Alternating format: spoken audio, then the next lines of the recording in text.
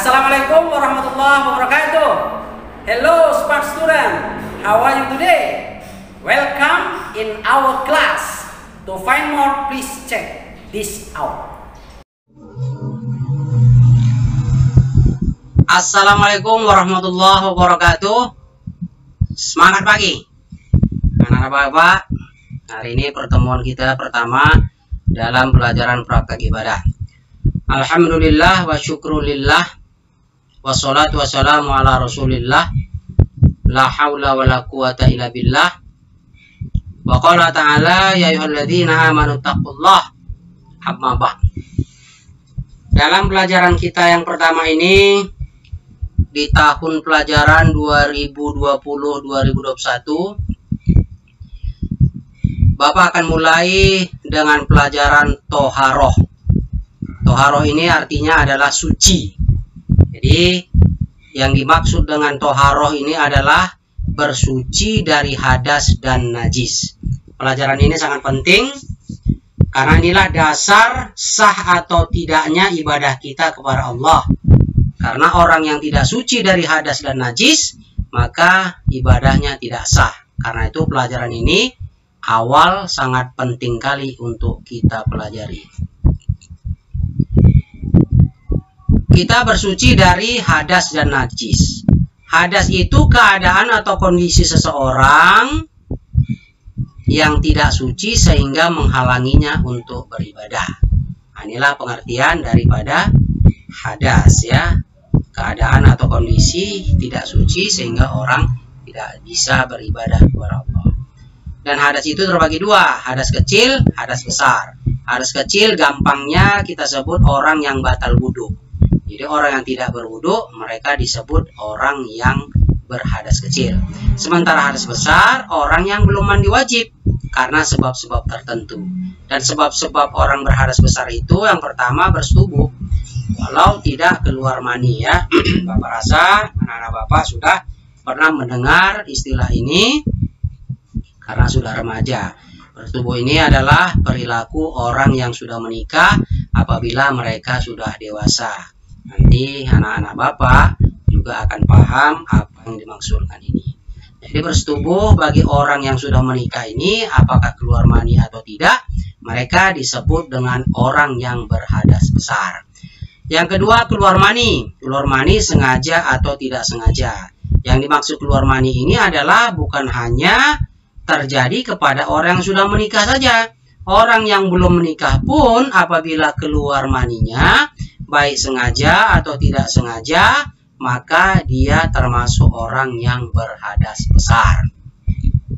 Yang ketiga adalah mati. Orang mati atau orang meninggal dunia disebut berhadas besar. Maka itu jenazah atau mayat orang yang mati harus dimandikan karena orang yang meninggal disebut berhadas besar. Kecuali orang yang mati syahid, mereka ini tidak berhadas besar, jadi tidak dimandikan pun tidak apa-apa. Yang keempat adalah haid. Haid ini keadaan seorang wanita yang setiap bulannya akan datang. Masa haid ini paling sedikit 1 hari, paling lama 14 hari. Kalau lebih dari 14 hari, maka orang tersebut tidak lagi disebut sebagai orang yang berhadas besar. Karena darah yang keluar sesudah 15 hari, itu adalah darah penyakit. Jadi orang tersebut perlu mandi wajib dan sudah boleh melakukan ibadah-ibadah walaupun dia masih mengeluarkan darah. Tapi darah itu harus dikonsultasikan ke dokter karena itu sudah darah penyakit. Biar diobati sama dokter jika ada hal-hal yang tidak benar di dalam tubuh kita.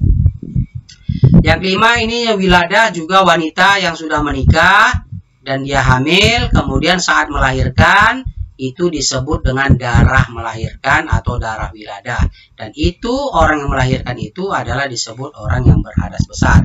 Dilanjutkan dengan darah nifas. Orang yang sudah melahirkan masih terus mengeluarkan darah sampai 40 hari ke depan. Kalau lewat 40 hari masih mengeluarkan darah, maka wanita itu harus mandi wajib dan sudah boleh beribadah. Karena darah yang keluar sesudah 40 hari adalah darah penyakit. Karena itu dianjurkan untuk dikonsultasikan ke dokter agar bisa diobati, karena darah yang lewat 40 hari sesudah melahirkan itu adalah darah penyakit. Sama dengan orang yang haid lewat dari 14 hari, maka dia sudah termasuk darah penyakit. Sudah Bapak terangkan di awal tadi, orang yang seperti ini harus mandi wajib dan sudah boleh beribadah. Dan darahnya yang keluar itu dikonsultasikan ke dokter agar bisa diketahui apa sebab-sebabnya. Kemudian bersuci dari najis. Najis itu apa? Najis itu adalah benda-benda yang tidak suci yang ditetapkan dalam syariat Islam. Jadi najis itu adalah benda-benda yang tidak suci. Dan macam-macam najis itu ada 3. Jadi najis di dalam pandangan Islam itu hanya 3 ini saja. Di luar ini tidak disebut najis, walaupun mungkin kotor. Jadi kotor belum tentu najis. Najis yang bersih bisa saja, benda yang bersih bisa saja termasuk najis, ya. Najis pertama adalah mukhafafah, najis ringan, yaitu cuma 1 macam. Kencing bayi laki-laki usia kurang 2 tahun, belum makan apa-apa kecuali ASI. Jadi nanti anak bapak kalau nanti melahirkan istrinya atau famili kita, keluarga kita yang melahirkan anak laki-laki, tanya dokternya kalau mau dibawa pulang, atau kalau mau disusukan boleh ditanya dokternya, apakah ketika anak itu dirawat sudah dikasih susu formula atau tidak. Kalau sudah dikasih susu formula atau makanan lain, maka najis mukhafafahnya sudah batal. Tapi kalau lahir di rumah, itu bisa kita pastikan anak itu belum makan apa-apa, sehingga dia bisa mempunyai najis mukhafafah. Yang kedua, jadi najis mukhafafah cuma 1 macam, ya anak-anak. Yang kedua, najis mutawasita atau najis sedang. Nah, najis sedang ini jumlahnya ada 6. Yang pertama darah, baik darah manusia ataupun darah hewan. Ini disebut najis mutawasita. Tapi kalau darah itu sedikit, misalnya darah nyamuk atau darah yang kering sedikit, itu dimaafkan. Begitu juga dengan nanah. Nanah ini adalah bekas-bekas orang-orang infeksi di dalam tubuhnya, yaitu darah yang membusuk sehingga dia disebut menjadi nanah. Ini juga adalah najis mutawasita.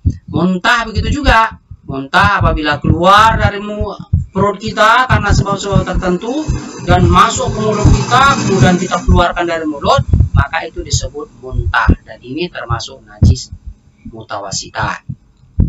Yang keempat adalah bangkai. Bangkai ini juga najis mutawasita. Bangkai ini adalah bangkai binatang. Manusia tidak disebut bangkai karena manusia itu disebut mayat atau jenazah. Jadi bangkai ini adalah binatang, ya, kecuali ikan dan belalang itu tidak termasuk bangkai dan boleh dikonsumsi. Bangkai ini juga perilaku orang jahiliyah, kalau dia mau makan unta atau makan binatang ternak, kadang-kadang mereka cuma potong sedikit dagingnya dari paha binatang itu, kemudian lukanya disembuhkan. Jadi daging yang mereka sayat di tubuh binatang itu mereka makan. Itu dalam kacamata Islam tidak dibenarkan dan itu dianggap bangkai. Tapi kalau binatang ternak disembelih dengan cara Islam, maka dia boleh kita konsumsi dan tidak disebut dengan bangkai. Yang kelima adalah kotoran, baik kotoran manusia maupun kotoran hewan, ya. Itu termasuk najis mukhafafah. Homar. Homar ini sekarang jenisnya banyak. Kalau dulu cuma 1, yaitu minuman yang memabukkan. Tapi sesudah zaman sekarang ini banyak jenisnya, disebut dengan narkoba. Jadi jenis-jenis narkoba itu adalah jenis homar dan disebut najis mutawasita. Selanjutnya najis mughalladhah hanya terbagi daripada 2, yaitu babi dan anjing. Dan anjing cuma bisa air liurnya saja yang disebut dengan najis mughalladhah. Anak-anak Bapak yang Bapak sayangi, kemudian tata cara bersucinya dari hadas dan najis itu bagaimana? Tentunya kita akan pelajari apa yang kita gunakan untuk bersuci. Jadi alat bersuci itu yang pertama adalah air, dan ini adalah alat utama untuk bersuci. Tapi air ini secara hukum juga mempunyai bermacam-macam. Yang pertama adalah air tohir mutohir, air suci lagi menyucikan. Air suci lagi menyucikan ini terdiri dari air sumur, air hujan, air danau, air laut, air embun, air mata air salju atau air es. Inilah yang disebut dengan air suci lagi menyucikan. Kemudian air tohir ghair mutohir, air suci tapi tidak menyucikan. Ini adalah air suci tapi tidak bisa dibikin berwudu, tidak bisa bikin mandi wajib, atau tidak bisa untuk membersihkan benda-benda dari najis. Air tohir ghair mutohir ini seperti air sirup, air campur madu, air campur susu, air campur kopi, air campur es, air kelapa, air tebu. Nah, itu tidak, itu air yang bisa konsumsi, menyehatkan bahkan, tapi tidak bisa menyucikan dari hadas dan najis. Ada juga disebut dengan air tohir ghair mutohir ini disebut juga dengan, ada yang disebut dengan air mustakbal, yaitu air bekas pakai. Air bekas pakai ini bisa jadi air bekas menyuci beras. Nah, bagi daerah-daerah yang mungkin kesulitan air, mungkin air cuci mukanya, air cuci tangannya itu ditampung, tidak dibuang, bisa digunakan lagi untuk menyuci yang lain. Tapi kalau untuk menyuci benda yang terkena najis, maka itu tidak dibenarkan. Selanjutnya ada yang namanya air musammas. Air musammas ini status hukumnya adalah makruh ya. Air yang dipanaskan pada terik matahari dalam wadah logam kecuali emas dan perak. Jadi air yang dipanaskan di ember kaleng kemudian terpanas matahari boleh digunakan untuk bersuci dari hadas dan najis, tapi hukumnya makruh ya. Selanjutnya ada air mutanajis, air yang bercampur dengan najis. Ini jelas air ini bau, air ini hitam dan tidak nyaman kita untuk menggunakannya. Ini tidak dibenarkan untuk dilakukan bersuci dari hadas dan najis, air mutanajis ya. Selanjutnya selain air, alat untuk bersuci itu adalah batu, kayu, kertas, daun, debu, dan tanah. Jadi batu kalau kita gunakan untuk bersuci, kita gunakan 3 batu, atau kalaupun batunya besar, kita ambil 3 sisi dari batu itu untuk bersuci. Begitu juga dengan menggunakan kayu, begitu juga dengan menggunakan kertas, begitu juga dengan menggunakan daun. Debu dan tanah ini digunakan untuk bertayamum dalam rangka menghilangkan hadas kecil dan hadas besar kalau seandainya tidak ada air. Dan macam-macam bersuci itu ada 3. Yang pertama wudhu, mandi, dan tayamum. Wudhu ini untuk menghilangkan hadas kecil, sementara mandi ini untuk menghilangkan hadas besar. Dan apabila wudhu dan mandi ini yang harus digunakan air tohir mutohir, tapi tidak ada air tohir mutohir, tidak ada air suci, maka boleh menggunakan tayamum dengan menggunakan debu atau tanah yang suci. Wudhu untuk seperti yang di awal Bapak sampaikan, wudhu adalah untuk bersuci untuk menghilangkan hadas kecil. Dan caranya itu yang pertama membaca niat, nawaitul wudu'a li raf'il hadatsil asghari fardhon lillahi ta'ala. Sengaja aku wudhu untuk menghilangkan hadas kecil, fardu atasku karena Allah Ta'ala. Ini harus dihafalkan, dan apabila kita lafazkan melalui mulut, maka hati kita harus menerjemahkannya, karena niat itu adalah cakap hati atau suara hati. Jadi harus diucapkan di dalam hati, dan niatnya paling ringkas adalah nawaitul wudu'a lillahi ta'ala. Kemudian yang kedua, wudhu membasuh wajah. Yang ketiga, membasuh kedua tangan sampai siku. Yang keempat, menyapu kepala. Yang kelima, membasuh kedua kaki sampai mata kaki. Yang keenam, tertib. Yang dimaksud tertib ini adalah urutan nomor 1, nomor 2, nomor 3, nomor 4, nomor 5. Itu harus secara berurutan kita lakukan. Kita tidak boleh melakukan karena kaki kita lebih kotor, maka berwudu kita duluankan kaki. Kemudian kita membasuh tangan, kemudian kita membasuh wajah, kemudian kita membasuh kepala. Nah, tidak boleh. Tapi yang maksud tertib adalah secara berurutan kita melakukannya dari nomor 1 sampai nomor terakhir. Kemudian yang kedua adalah mandi ya. Mandi wajib, bersuci untuk menghilangkan hadas besar. Pun mandi itu cuma 3. Yang pertama membaca niat, nawaitul ghusla li rafil hadasil akbari faradhon lillahi ta'ala. Sengaja aku mandi untuk menghilangkan hadas besar, fardu atasku karena Allah Ta'ala. Kemudian yang kedua, meratakan air ke seluruh tubuh. Jika kita sudah yakin badan kita semua kena air, maka mandi wajib kita sudah sah. Yang ketiga adalah tertib, nomor 1 dan nomor 2 tidak boleh saling mendului, tidak boleh tidak berurutan, harus berurutan.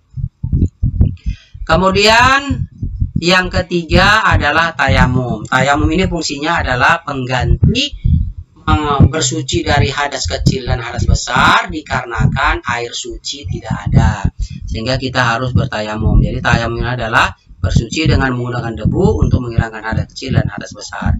Rukun tayamum ada 4, membaca niat, nawaitu tayammuma lillahi ta'ala, sengaja aku tayamum karena Allah Ta'ala.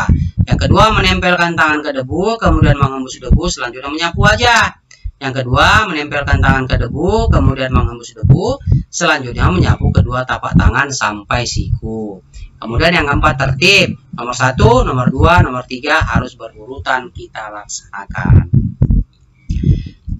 Baik, Bapak akan praktekkan tentang bersuci, wudhu, mandi, dan tayamum ya. Jadi pertama kita baca niat wudhu. Selanjutnya kita membasuh wajah. Wajah itu yang kita basuh dari ujung jidat kita sampai dengan anak telinga dan sampai ke dagu. Itulah batas daripada wajah. Kita sapu sampai 3 kali. Kemudian kita basuh ya, kita basuh wajah tadi ya. Wajah dibasuh ya. Kita basuh tangan dari ujung jari sehingga airnya masuk ke sela-sela kuku sampai ke siku sebanyak 3 kali.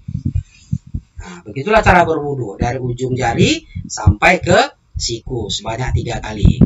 Kemudian menyapu kepala sekali saja, sekaligus dengan telinga. Apa beda membasuh dengan menyapu? Kalau membasuh itu airnya kita tumpahkan ke wajah kita. Kita tumpahkan ke tangan kita, kita tumpahkan airnya ke tangan kita, itu namanya membasuh. Tapi kalau menyapu, airnya kita tumpahkan keluar dan sisa air yang di tangan kita sapukan ke kepala, kemudian kita kedua telinga kita. Nah, itu namanya menyapu kepala. Kemudian membasuh kaki. Membasuh kaki sama dengan tangan tadi. Kalau tangan dari ujung jari sampai siku, maka membasuh kaki dari ujung jari kaki sampai ke mata kaki. Sebanyak 3 kali. Tidak boleh disiram saja, tapi dibasuhkan. Dibasuhkan air itu. Jadi air itu dibasuhkan ke kaki kita. Itu tentang wudhu. Kalau mandi, sebenarnya mandi lebih sempurna kalau kita melakukan sunnah-sunnahnya. Yang pertama, kita istinja, kita cuci kemaluan kita cebok, kemudian kita berwudu sebagaimana kita wudunya mau sholat tadi yang Bapak praktekkan. Sesudah itu kita siram badan kita 3 kali sebelah kanan, kiri sebelah kanan, sebelah kiri 3 kali juga seperti sebelah kanan.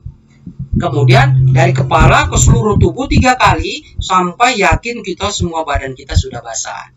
Kalau itu sudah terjadi, kita sabuni seluruh tubuh kita buang sabunnya dengan air, kemudian kita sudah selesai mandi wajib. Tapi ada juga mandi wajib itu sebelumnya kita berwudu seperti wudu orang mau sholat, tapi kita mandi dulu. Kita wudu wajah, tangan, kepala, kemudian siram badan 3 kali sebelah kanan, siram badan 3 kali sebelah kiri, siram dari kepala seluruh badan 3 kali, kita sabunan dan kita bersihkan air itu di seluruh tubuh kita, sabun kita di seluruh tubuh kita, baru kita akhiri dengan membasuh telapak kaki kita. Yang mana ketika kita wudhu tadi, telapak kaki kita belum kita siram atau belum kita basuh. Boleh juga seperti itu. Itu mandi wajib ya, dengan sunnah-sunnahnya. Kalau tayamum, sesudah kita baca niat, kita hanya membasuh atau menyapu wajah dan kedua tangan kita sampai siku. Jadi kita tempelkan ke debu, kita embus kita sapu wajah kita. Jadi menyapu wajahnya begini aja. Jadi kena semua. Kemudian kita tempelkan lagi.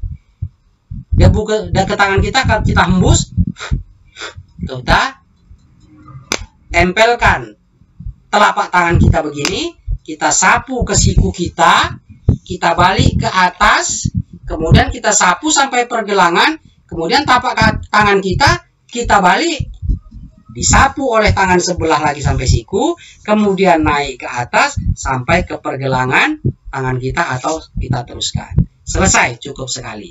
Itulah praktek kita dalam berwudu. Anak-anak Bapak, mungkin ini pelajaran pertama kita dalam praktek ibadah, yaitu berwudu, mandi wajib, dan tayamum. Nanti akan kita rencanakan agar kita mengadakan pertemuan di sekolah untuk melanjutkan praktek satu-satu. Anak Bapak perhatikan untuk melakukan praktek di dalam kelas berwudu, kemudian secara praktek mandi ya, tapi bukan mandi di sumur. Kita praktekkan saja nanti. Begitu juga dengan tayamum, sehingga pelajaran dari praktek ibadah yang awal ini bisa kita mantapkan dengan benar. Karena seperti di awal Bapak sampaikan tadi, orang yang tidak suci dari hadas dan najis, maka mereka tidak bisa melakukan ibadah kepada Allah. Dan untuk kelanjutan daripada pelajaran kita tentang najis tadi belum Bapak sampaikan bagaimana cara bersucinya. Untuk itu pertemuan berikutnya mungkin bisa Bapak sampaikan. Tapi secara ringkas Bapak sampaikan bisa untuk menghilangkan najis muhaffafah cukup dipercikan air suci 3 kali. Kalau untuk menghilangkan najis mutawasitah syaratnya ada 3. Dicuci dengan air suci sehingga hilang bau, hilang warna najis, hilang rasanya. Apabila itu sudah yakin, maka dia sudah suci. Kalau untuk bersuci dari najis mughallazo, najis besar, najis berat, itu dengan cara disamak namanya. Dicuci dengan air 7 kali, salah satunya harus dengan tanah atau air bercampur tanah, yaitu lumpur. Jadi kena najis berat tadi ditaruh dilumpuri dulu, baru disiram dengan air sebanyak-banyaknya atau minimal 7 kali sampai dia bersih. Begitulah cara menyucikan kita dari terkena najis. Jadi Bapak pikir ini sudah bisa mencukupi pertemuan awal kita dari pelajaran praktek ibadah, yaitu bersuci atau toharoh dari hadas dan najis. Dari hadas, insya Allah lebih panjang Bapak sampaikan karena itu paling penting. Untuk bersuci dari najis, walaupun ringkas Bapak sampaikan, mudah-mudahan bisa dipahami bahwa menyucikan diri dari najis muhaffafah cukup dipercikan 3 kali air suci. Kalau najis mutawasitah syaratnya ada 3, dicuci dengan air suci sehingga hilang warna, hilang bau, hilang rasa. Kalau udah hilang warna, sudah hilang bau, pastilah sudah hilang rasanya. Nggak usah dirasai. Nah, itu sebagai persyaratan saja. Kalau menghilangkan najis mughallazo atau bersuci dari najis berat, dinamakan disamak dengan menggunakan air suci 7 kali, salah satunya dengan air bercampur tanah dilumpurkan, kemudian dicuci dengan air sehingga bersih. Insya Allah kita sudah terbebas dari najis berat. Demikianlah, mudah-mudahan bermanfaat anak Bapak. Kita lanjutkan nanti untuk praktek di sekolah, maka persiapkanlah diri untuk praktek ibadah dengan baik dan benar. Billahi fisabilil haq. Wassalamualaikum warahmatullahi wabarakatuh. Semangat pagi.